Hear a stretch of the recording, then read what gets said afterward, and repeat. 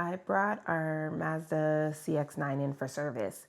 This is Letitia, Dave's wife here, and the dealer said the engine and the cabin air filters were both dirty. Told me it would cost $40 to replace the engine filter and $99 for the cabin filter. So I called the parts department myself. It turns out both filters were only $40 each, same ones the dealer would use. So they figured, why pay extra for something this easy? The engine air filter is right under those clips, and then as you can see, no tools are needed. So this old filter is quite dusty, so I'm glad we swapped it, as you can see.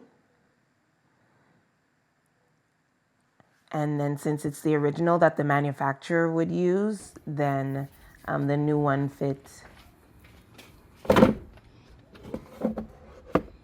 into that compartment there just fine.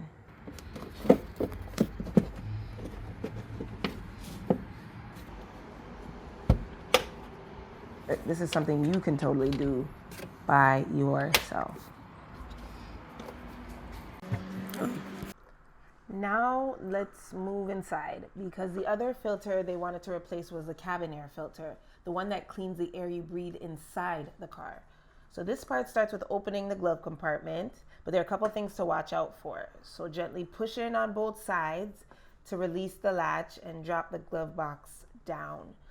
Behind it, you'll see the cabin filter housing.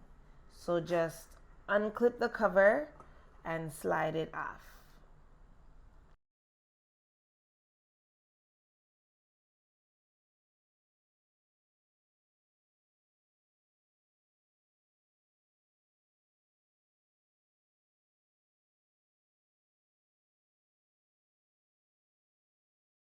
So while Dave's unboxing the new cabin filter, I just want to take a second to say this whole job cost us $80 total.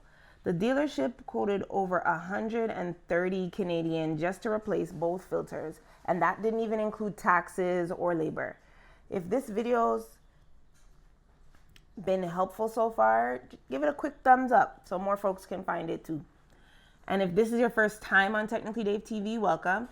Dave shares easy DIYs like this, especially the kinds of things dealers love to upsell.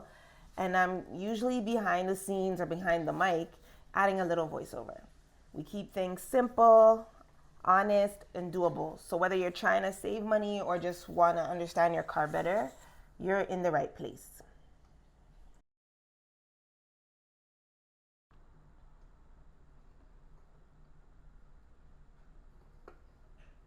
Now, this part is important. Don't throw away this plastic tray. That's not the filter, just the tray holding it. The filter is the dusty fabric piece inside the tray. That's what you want to replace. And if you're not sure how to tell when it's time to change yours, we actually have a separate video where I talk about the signs. So check out that after this video. So here's our new one. Make sure you pay attention to the arrows. This one says airflow up. So that's how it needs to go in.